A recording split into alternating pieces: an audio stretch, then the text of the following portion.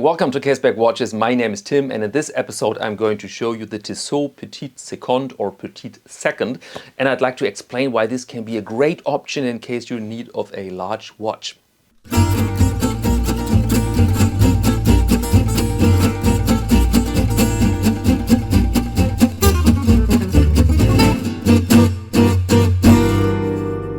Tissot Heritage line is such a great line of watches, and I have shown you several pieces here on the channel, the Tissot Lisboa, the Tissot Navigator, but I miss the Tissot Petite Seconde. I think this is French, but you can say Petite Second, of course, means small seconds, but the watch is rather large with a case diameter of 42 millimeters, and it has the benefit to be powered by a large and iconic watch caliber.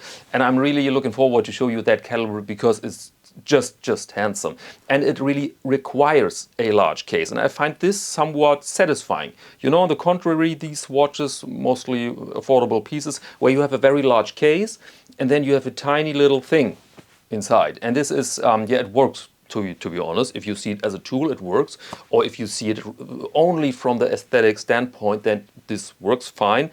But I think it's that little extra when you have an icon inside the watch that really requires that large case. And I'm speaking about a certain Unitas caliber. I think you have heard the name. I think I've shown it on the channel before, but not in full glory, I think. And I will do that in this watch review. And important to know is that the caliber fits also the style of the watch, because it was developed in the 50s and it has a great reputation. Very precise, very robust, easy to service, and it's just a good looking piece. And I think this is really a dream team, this Tissot, together with that movement. And also important to know is that this caliber is not necessarily super expensive. You find it in very expensive watches, but here this Tissot goes for around 1,100 euros, which I think is absolutely justified for the package you get there. But okay, that's enough introduction. Now let's go into the light box, let's check it out. And you see at first glance that we have a bit of a pocket watch design here with the small seconds, the name giver of the watch, and the old Tissot logo. And in fact, this is the recreation of a watch from 1943. So we are in the early days of watchmaking, where pocket watches still were around. Okay, but let's go over the basic specifications now. Here we have a large case diameter of 42 millimeters, a length, a lug to lug of 52, more of that later, and a height of 11.4 millimeters, so relatively slender watch. Then we have a contemporary lug width here of 20 millimeters. The crystal is a sapphire with anti-reflective coating. We have a regular crown, so not screw down, and therefore the water resistance is 50 meters. And inside we find the mentioned caliber. This is the ETA 6498-1 in full glory. And this movement here has 17 joules, a slow, let's say historic beat rate of 18,000, and offers a power reserve of 46 hours, and it feels amazing when you wind it. More of that later too. Okay, and now let's focus on the dial. As said, the role model for this watch comes from 1943, and they copied, in fact, the numerals. So the font is the historic font here. And on the first press images of this watch, there was an anti-magnetic on the dial written, and they got rid of that for some reason. I don't know exactly why, but now you have the Tissot, the old logo, and the Swiss made here, and as said, the original numerals. So that's the dial, and you see the goal here was to present something very large with a lot of room to breathe, really very legible, in fact legible as hell. You have a bit of a sunburst effect, so this is not just white, it's not just silver, it's a bit in between, so very attractive material. And the coating here works pretty good. I mean, when you expose it directly to the light source, then you have some reflections going on, but overall it's a very crisp look, very close to a plexi, I would say. And now let's examine the case. There you go. It's a very complex thing. I was a bit astonished by that. I had expected something simpler, but here we have a relatively complicated construction with this middle segment here brushed, vertically brushed, and the other elements are high polished. There you go. pretty interesting look. And as I said, it's relatively flat. And so that's the reason why this watch sits comfortably on the wrist despite the length. And you see here that the length with 52 millimeters is quite something. 50 millimeters can be some sort of magic barrier, and for most people it looks a bit odd when they go over these 50 millimeters. And here you are clearly over this amount, but the watch is comfortable, and you will see it on my slender wrist in a minute.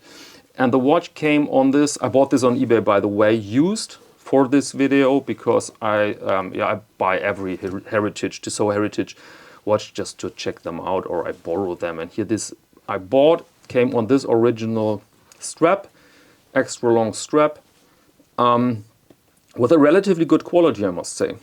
Often you find on these rather affordable watches cheap alligator fake straps, for example, but this is a pretty decent strap, I must say. It comes with this buckle, butterfly clasp with this buckle, very nice. See-through case, there you have the movement, and so yeah, very convincing ensemble. Especially when you see the price, because this watch goes new for around 1,100 euros, or let's say 1,000 US dollars, as always depends on your location. But it's very simple, to tell you the truth, to buy this watch for, let's say, 600 or even 500 euros if you are willing to take a bit of a risk in an auction. Then you can buy it for 50% retail. And now let's operate it. It's a bit wound, so I have to be careful, but you can hear this nice sound, and the feeling is amazing, really. There you have a bit of resistance, you have this great sound, and you have a buttery quality with a bit of a bounce back. So this is a really nice movement, really nice to operate. And then you have position 1, that's it. And it's not hackable. As said, this is an older development, and then you can set the time like this. And this feels perfect. Really, really good. Absolutely perfect. Same applies to the feel of the crown here. Just very nice. Very nice handling. And there you have it on my 17 centimeter wrist. So this watch is clearly not made for me, but you see, thanks to the measurements, to the slender build, it's relatively comfortable. But you see that the lugs go, no, they don't go over my wrist, but I mean that you should really avoid. So this is the absolute maximum, I think, for smaller wrists. But when you have a large wrist, then I think you can sport this with pleasure and with a really good fit. And you see, you can wear it with a dress shirt, and it can be worn under that. And to show you some of the strap options, I could very well imagine this watch together, for example, with Cordovan. This is the Caseback Cordovan strap, color rum, and you see this looks pretty good, pretty luxurious. Or you can pair it with plain black. There you go, plain black, also very classy look. Brings a bit more formality into the ensemble, I feel, with that black.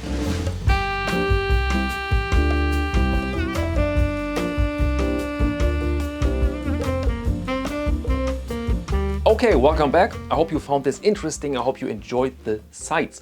And another beautiful watch or beautiful sight I presented you in the last video. This was the Christmas episode with the giveaway of the Venezianico Arsenale 40. And the winner is David from the United States, from Tennessee to be precise. I was in contact with him. Very friendly exchange of emails. Thanks a lot for that. And I really hope that the watch will make it in time for the New Year's Eve party, for example. Okay, and that's all for this episode. Now, thank you very much for your attention, and until next time.